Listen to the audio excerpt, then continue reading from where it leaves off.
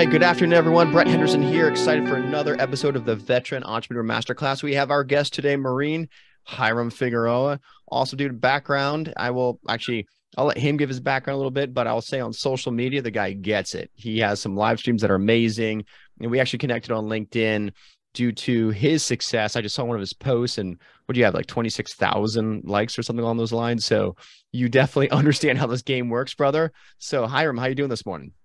I'm doing fine, Brett. And thank you very much for you and Giselle to have me on this show. It's a pleasure, it's an honor. I want to be able to give back to the veteran community and collaborate with people like yourselves, so it's I'm very grateful. So that's what it's all about. People don't get it when we're talking about collaborating with the veterans, outside of the military. 100%. Well, actually, I'll sidebar on that point you just made.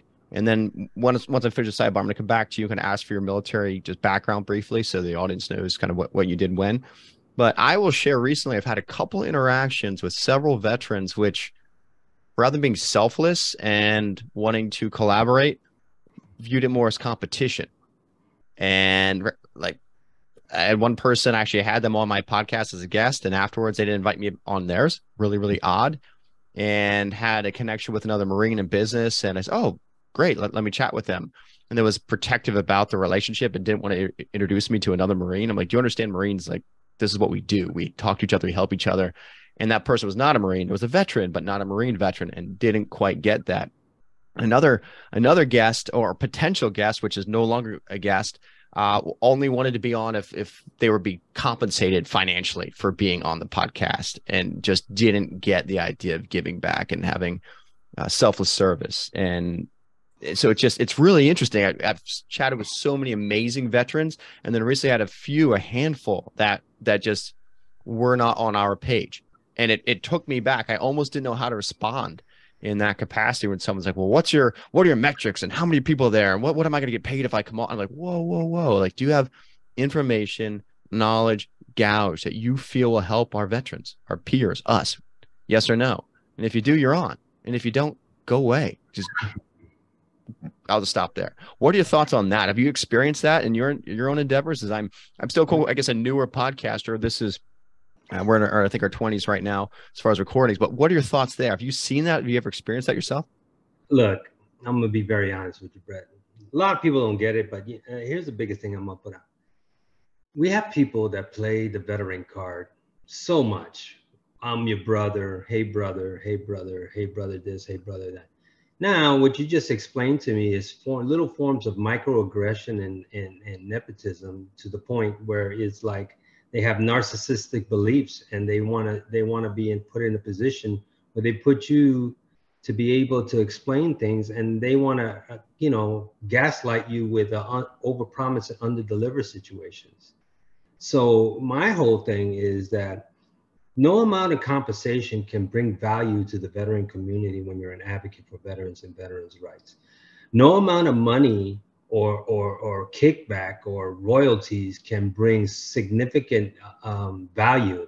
We're not like Jocko Willings, and we're not like my buddy Rudy Reyes that's out there, has a special forces show on NBC. We don't have some, I got another guy, Ray Cash Care. They got, and secret operations, they pay a lot of money, and or a Man of War. I got that. Those are totally different. People, they expect that limelight stuff. That's not how it works. That's not how it works at all. And I believe that for us, we have to have the ground roots conversations of, the basics of where are we at? We're out. What are you doing? Are you bettering yourself? Are you in that dark hole? Do you have some form of mentorship? Do you have some form of fellowship, an alliance? Can you talk to someone that can see a different perspective versus you? What do you think? I think you're spot on. And for me, it's their altruistic mission.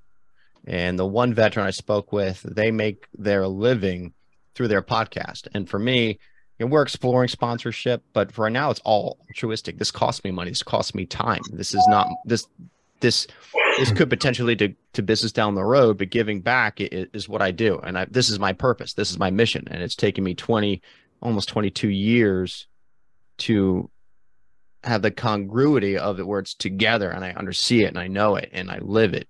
And I'll share, and I shared this on a couple earlier episodes.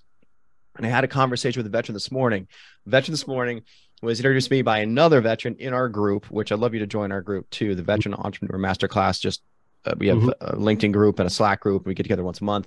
But one of the guests in that group referred me to a DEA agent, and I may have him on the show, but he reached out, and his whole thing was he had experience and has a book and potentially a movie and wants to go to Netflix and go here and there. And he was talking at me and didn't take the time to get to know me, who I am, what's my mission, what's my purpose. And he's just pitching. And I said, stop. If you want help, doesn't have to be for veterans. This is anyone in business. If you want something, no one cares what you want. No one cares what I want. No one cares what Giselle, well, everyone cares what Giselle wants, but no one cares what I want, right? Right. Hiram, maybe for you too. But I'm like, if you want someone to genuinely want to help you, what have you done to help them first? What question have you asked about them to get to know them, who they are, what their goals are, what their own mission is, what their purpose is? Can you support their mission? Can you not? Can you make an introduction? And I had to stop him. I'm like, look, dude, you're missing it. Like, what you're telling me your purpose is just to make money, right? And no one gives a shit about you making money. And so until you find a different purpose, go back to the drawing board, because no one's going to support you because you're just talking about yourself and you just want money. And what's the right number if we want money? There's survival and there's thriving, but what's the right number of money? Is it 100, 100,000, 100 million, 100 billion? What's the right number of money? That's not the purpose, right? That's not your purpose. That's not my purpose. And when I see that, I told him, like, hey man, just take a step back. And I shared, it took me 22 years to finally hone in on my own purpose. So it's not something that happens overnight. And someone says, what's your purpose? You can't necessarily articulate it right away. If you don't have it. And that's okay. A lot of us don't have it. And that's why we have so much suicide too with the veterans of PTSD, is they don't have that purpose. They lost the sense of camaraderie. They lost the team. So it's like, you can take the time to make finding your purpose be your purpose. You're absolutely right, bro. And here's the thing, right? I'm in the same dilemma as you. It took me over 20 something years. I've been on LinkedIn for 20 something years since it first started. Actually, to your point, I'm going to circle back. Please. That individual that you talked about that is talking at you is a classic case of a veteran cloud chaser. Is trying to manipulate the system and the algorithms of people that are representing themselves and trying to generate some type of royalty and your sweat equity of your back to be able to profit without giving anything back. So for me, I've been doing this I've been an advocate for since I've been on LinkedIn for 20 something years. It's only recently in the last year and a half, I've been able to elevate the game. And I say elevate the game because you and myself have the same ideologies of explaining things to veterans that we kind of forget the nuts and bolts of it. Keep it simple, right? The KISS system, right? When we're in an operation, hey, run this, run that, they get it. When they get in the civilian world, everything is jargon, whitewash. We start conforming into the civilian mindset. And then we start losing ourselves of our identity, and then we have to compromise. That's why the high suicide rate is so high. The other thing is that civilians, I don't care, and all due respect, all you civilians don't get it. You will never get it. You will never get it. I've been applying for, other jobs, and thank you for your service. That's just a slap in the face for me, and then it's like asking me about my leadership skills. So, I understand, and I don't want to get in a tangent, but I just want to share this with you. Tangent away, brother. Tangent away. This is why we're here. It's like this, right? How do corporate American businesses ask us about our leadership skills when we're out there fighting and doing stuff that they will never do at a moment's notice? Those are instinctively leadership skills, leadership traits, leadership principles, core values that we stand by. And then when people see us from a higher level of corporate, it's like, I can honestly say I'm having a difficulty with a manager that's saying, Hiram, you're too direct. You're too direct. You're too blunt. You show no emotion when you're explaining it. Are you happy in this position? I'm looking at the dude and I said, you know, I was a veteran, right? What does the delivery of the message have to give in that perception of you?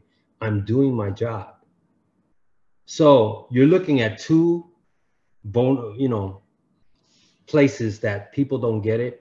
And that's going to be put in the middle where in society, the veterans today, they're in a oversensitive, highly aggressive, but in the middle, self-entitlement scenario. And that's what you're coming across when people jam up on you. Yeah. And I will say many veterans are lost, and that's okay, because many veterans are trying to find their way. They are trying to find their path. They are being, because corporate America is not today what it was even 10, 15 years ago. It's not Correct. the same. You can't say anything. You can't do anything. You can't have an opinion. You can't have a joke. You can't be lighthearted. You just have to come in, be cognizant of everyone else's feelings, and still perform, right? A certain way, which must be direct, professional, and just about the business. And that's what it is today.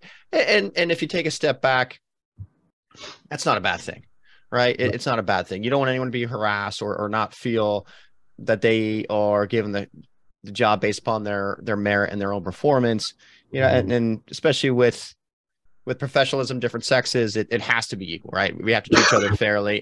But if you do a good job and you kick butt and you take names professionally, personally, in corporate America or the military, you get promoted, right? That's where it is. So I do agree there is a bit of a disparity. Civilians, yeah, they'll say, hey, well, thanks for your service, and they don't get it. But you can't expect them to get it, right? So the challenge for us, and it's another challenge, it's just another challenge that we have to overcome, is knowing that our directness gets stuff done. And in a stressful situation, a combat situation, which again, I'm not a combat veteran, but leadership 101, if you have a opportunity when you get it done and you're direct, it's not personal. You're just getting stuff done. But on the receiving end, it's like a personal attack because they're not used to that style. So it's another challenge for us as direct communicators, and many veterans are direct communicators, to understand that not everyone thinks the way we do. And so there's the challenge. I'd say it's right or wrong. It's just reality. So the challenge is for us to realize and us to recognize that us being direct, we're just being ourselves. We're trying to get stuff done. However, on the receiving end, it could be considered condescending, right? Or somehow too direct. But that's the reality of corporate America today. Is it right? Is it wrong? Doesn't matter. What matters is what it is. And we have to survive and thrive through that. So it's still continuing to adapt. It's still continuing to overcome. And we may not like it, but shit, you're just like, okay, I don't like it. And there was a bunch of stuff we did in the military that we didn't like and that people didn't like, right? But guess what? You do it. And I hate to say it, but what's the answer other than, okay, it is what it is, acknowledge it and drive on, keep doing what you do. And if, for most of us, and myself included, I did not do well in the corporate game when I worked for big firms because I, like you, told it how it is. I remember there was one big meeting and an executive got up and said some things, and I shared my opinion, my thoughts. And afterwards, you can't say that. That's so-and-so. And I think, does that guy give me clients? Does his efforts pay my bills? Like, no, my efforts drive my clients. My efforts drive my success, not his. I'm paying him. He takes a piece of what I bring in, and that goes up the chain. He gets paid by me, not the way around, but it's just the game. So if you don't like the game, there's a box. Corporate America has a box. You either learn that box, play well in that box, or get out of that box. And that's entrepreneurship. And so, but you're still dealing with people. All right. So even entrepreneurship, you don't want to play in the box. You build your own box to get out of the box. However, you must still always work well with people. You must, because people are your linchpin. You can have a great idea, but you need the people around you to help that idea come to fruition, to be able to implement, execute the idea. And it's frustrating for us because we think one way, we're not doing anything wrong. We're just driving, right? But all these people don't like the way we drive, right? But like, I'm just trying to get from A to B as direct as I can. And sorry if you don't like it, I want to get there. But we have to acknowledge that not everyone's like us, right? So I'll shut up. That was my tangent. Back to you for that. What are your thoughts there? Oh, I got one for you, man. So I got Bring a manager. I got a manager right now, right? He gives me the riot act. I hire you for this, and I see how you are. You're too stoic. You look like you're on a mission. right? You look like you're on a mission, and it's like you don't display positivity. I'm like looking at him, right? I said, what do you mean I don't display positivity? He says, you remind this is when I knew the guy had daddy issues, right? He goes, you remind me of my father, show no emotion whatsoever. So red flag right there. What does that tell you, Brett? What does that tell you? It's not about you, it's about him. It's a reflection, right? He can't handle it. Now I'm going through some challenges right now because of his work, because I work at a hospital. I'm not going to name it right now. And I'm in charge of housekeepers. And then it's like this. When you come and you change the direction of the culture, people are very resistant. This guy has been the director of this organization for the last 2 years. He's had 12 managers. I'm number 12. High turnover rate. And so you know, and I know, right? If we're in the Marine Corps and we see something like that, who's the reflection of the commanding officer, the general? It's not just the freaking the unit, right? Yep, it's the leader. It's the leader, right? So this guy will not take any accountability or anything else. But when I heard that and I looked right at him, I said, "What are you talking about?" I said, "Well, you yell." I said, "I don't yell." I said, "How you figure I yell?" You will know when I yell. So you get what I'm saying? Yep. I say my voice carries. I have a strong voice, and it'll carry, but I don't yell, and I don't argue, because I don't argue with employees. You know what I do? And he says, "What?" I document. You say what you got to say and move on. If it ain't on paper, it ain't real. So that's my response to you when I have people in corporate America like that, that's got daddy issues, that is not taking accountability, but is quick to point the finger and gaslight, right? And create stupidity that causes guys like you and me to seek a different route. Well, that's the answer. So if you can't change them, and he's been in that culture for 12 plus managers, how many years that is, and that culture at some point somehow condones that because he's still there, right? He or she's still there. And okay, so then that's I'm looking at you now. So either you say, this is the box I'm in, this is where I got to play. Are you going to change the box, or do you find another box? And that's the question only you can answer. Right. That's just hearing you share that. That's what's going through my head as a fellow veteran, fellow entrepreneur who's been there, done that, has a few of those t-shirts and the you don't fit in t-shirts. Okay. Either this box isn't for me. If you can't change the box, you either stay in the box, either you change, or you go find a new box, or you build your own box. Well, here's my thing for the veterans that are working in corporate America, right? Where first triggers is when we see core values, mission statement. That's pretty much a military mindset, right? Yeah, when you're in the Marine Corps, there's always core values. There's a mission statement for any unit. So you take that to heart. But then they kind of change it to their liking, and they manipulate it to their understanding. It's not what I say. Well, we're a family. I say, oh hell no, we're not a family. That's a red flag. We're a team. That's a big difference. It just to your point, I have looked at myself at this point in my life to reinvent myself, to do something different, because actually, as you stated in the beginning of the show, corporate America has changed so drastically. It's very dangerous. There's nothing to that. People like myself that come up through corporate America, that has had a strong belief in the American dream, has been destroyed by social media. I'm not disagreeing with you. I'm saying it has changed and you acknowledge change. So, okay. So what do we do? And this isn't directed at you personally, but just for any veteran, do you say, oh, it's not the good old days, I can't do this anymore, and we cry about it? Or you say, okay, this was it. This is what it is. And we adapt, change, and overcome. It's what we always do. It's what we always have done. And so the field's changing. All right. We got to change with it. That's just what it is. And when the Marine Corps came out and they're talking about different colored nail polishes for female Marines, and I think getting rid of sir, ma'am. I think they tried to get rid of that. I saw recently. Like, what? It's strange, man. And here's the thing. And I know as an entrepreneur, right? There's guys like myself and older are a dying breed. and we change with social media. But here's the drawback to it. People are protected by the social media bubble that's 5 to 6 inches between your face, which is that iPhone, right? You're in a comfortable spot. You can be able to do and say whatever you are. But now we meet face to face. There's energy, there's vibes, there's perception, there's engagement. You know, today everybody's talking about artificial intelligence. They're weeding the knowledge out, dude.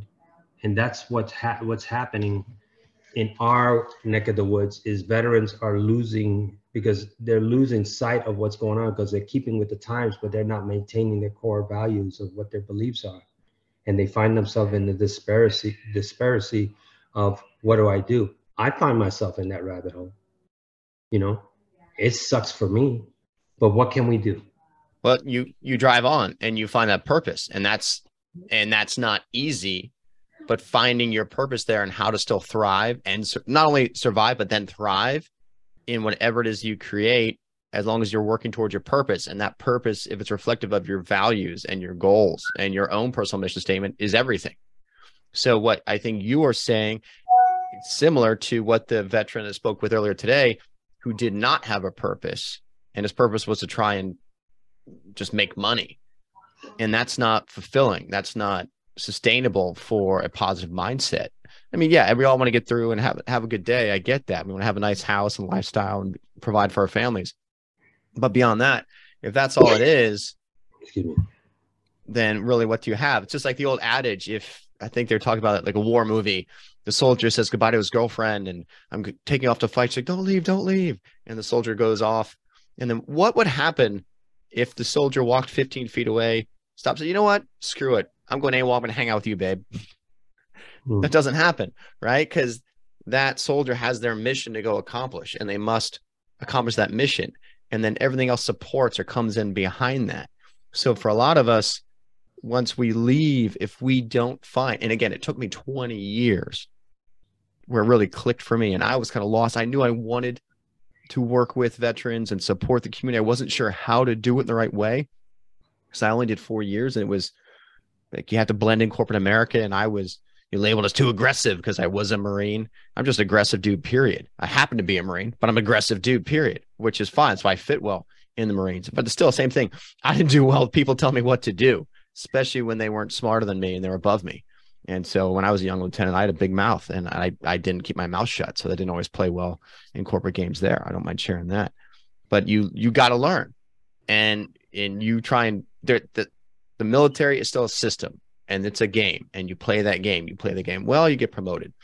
Combat leadership, that changes things, right? In peacetime, the peacetime Marine Corps that I was in, I think, and I can't speak from experience, was very different than from a wartime military, different things. So again, I was in during peacetime, where it was like I was lectured once because I kept my Marines late to try and teach them tactics after the regular workday. In case went to combat, they would know tactics. And XO was like, they have families. If you keep them away from their families, they're not going to re-enlist. Like, my job's to lead them. So if we go to combat, they don't fucking die. And that's what I'm trying to do, is make sure they're prepared for combat, which is my mission. Because if I get shot and I'm not there, they need to be able to execute the mission. And that should be our only mission, is right, being able to place ourselves, make sure the mission is accomplished if we aren't there.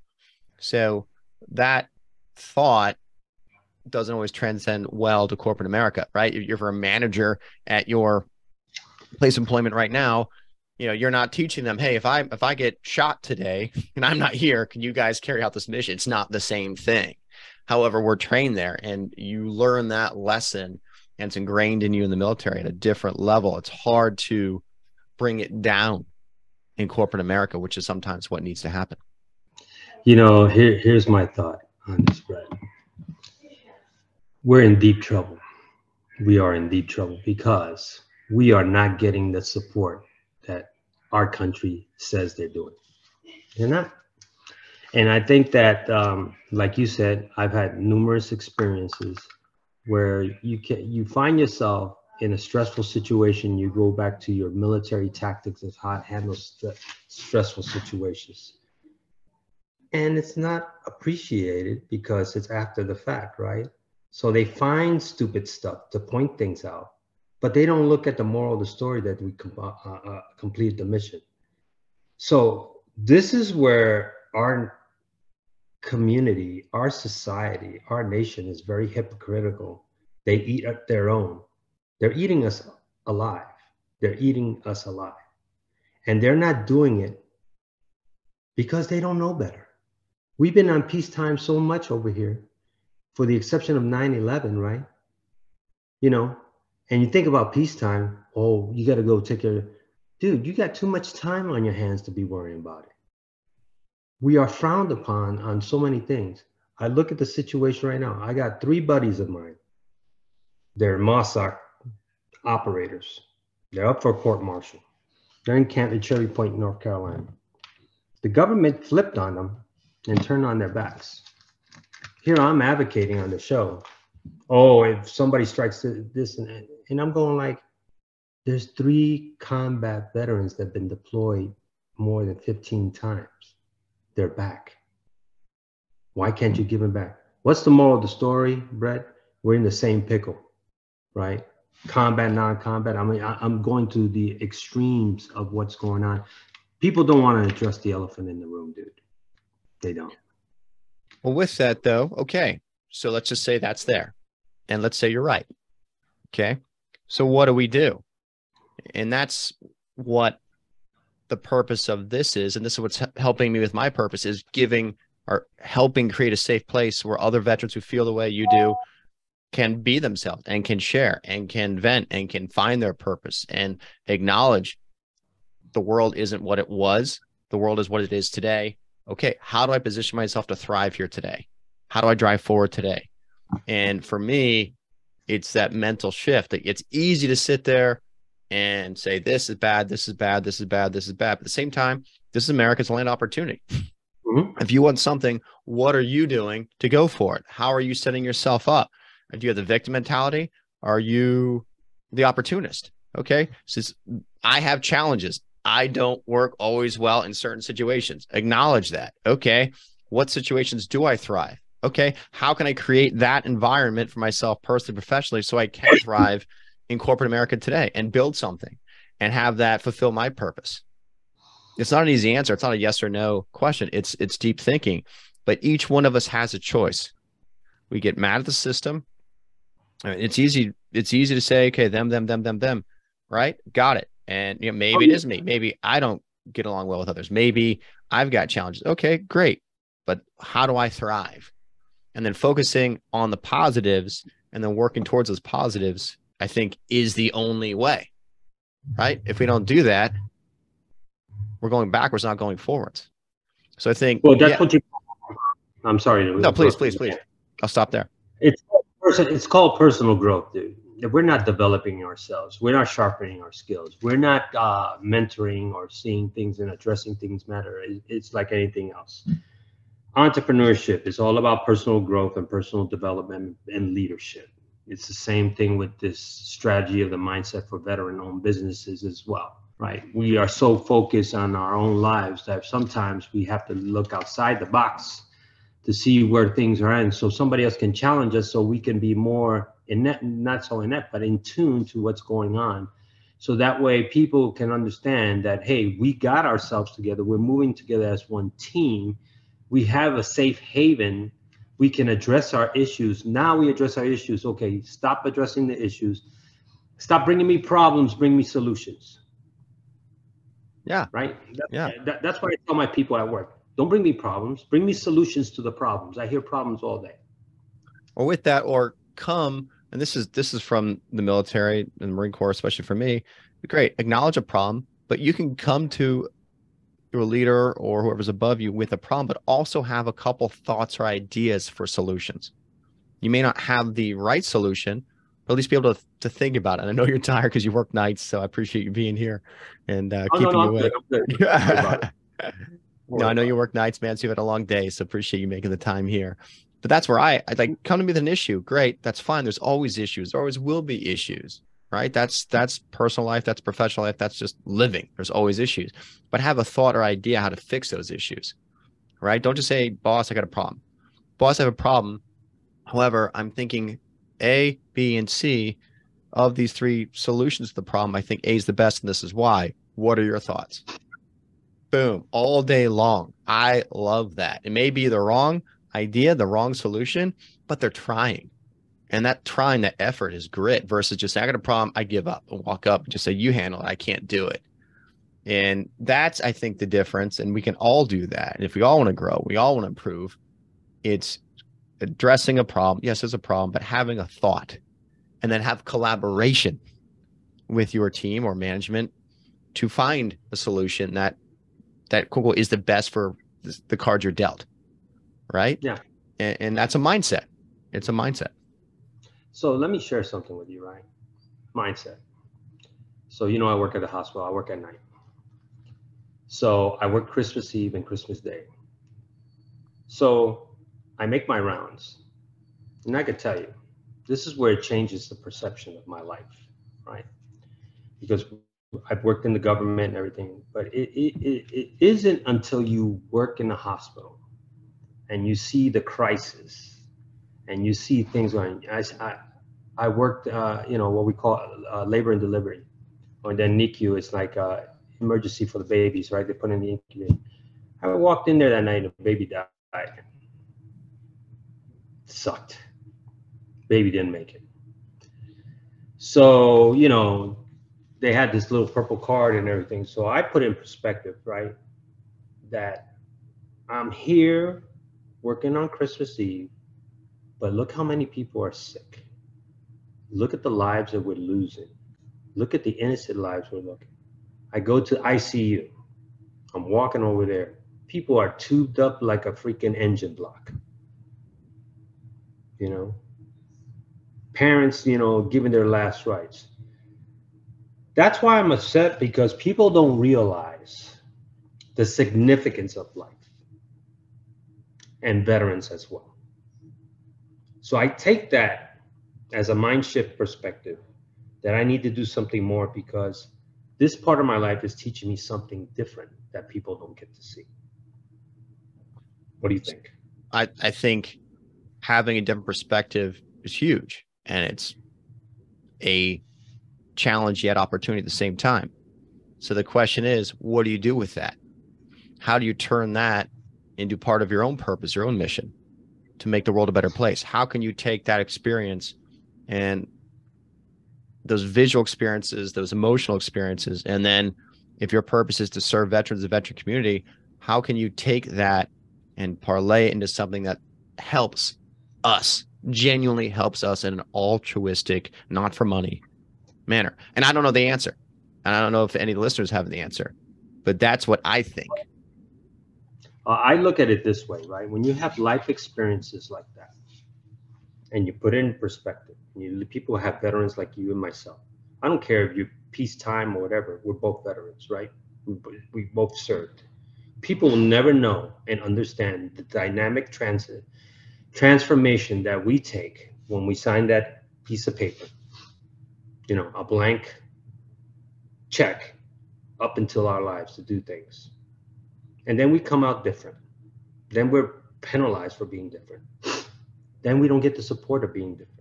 Now we have to collect our own village and fellowship to be mindful of how we're so different. We're broken to a certain extent, but we're fixable because we see things differently and we excel than other people. We do extraordinary things that for average people that choose not to do things, which they say they would. So back to your point, you find scenarios like that are deep rooted, that trigger you.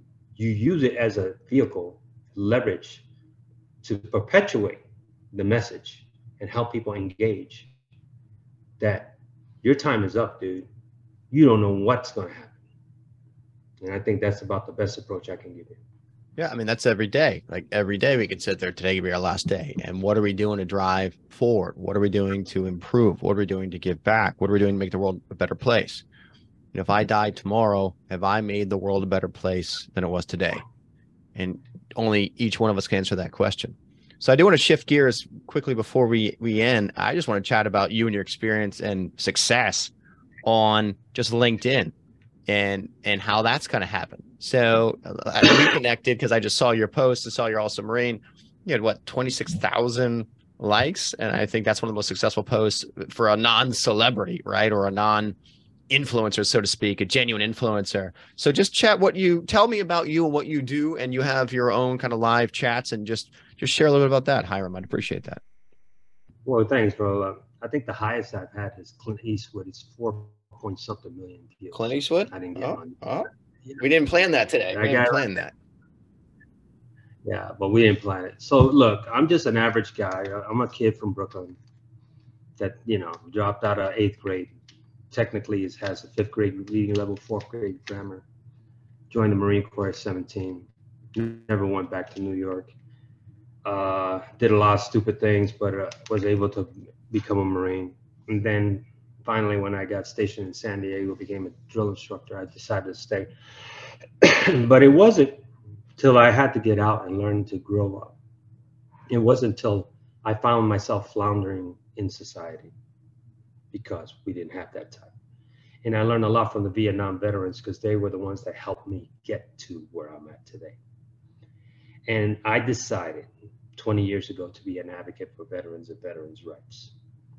So I just started posting stuff. And, back then LinkedIn was strictly business. It's like, hey, it's business minded. It's nothing of this hybrid stuff. So as, doing these posts, people started following. And then in the last 2 years, I did a podcast. I do it on LinkedIn Perspective. I have a YouTube channel. I focus on the content, and that's all I do, and in real life scenarios. And that's how it's been able to do. Now I'm looking to do exactly what you're doing, because I'm sick and tired of being sick and tired, right? I've seen it through all in. And the reason why I'm working in corporate America right now is to provide healthcare for my wife, right? Because, we can take care of our own. But if you're responsible for a family member, you have to sacrifice. And I find that the last my last point is that while you're sacrificing for your family, you're also sacrificing yourself and your capabilities. And I find that I'm not going to compromise myself ever again, because we live in a world that's very unfair and unjust. So that's what I'm all about.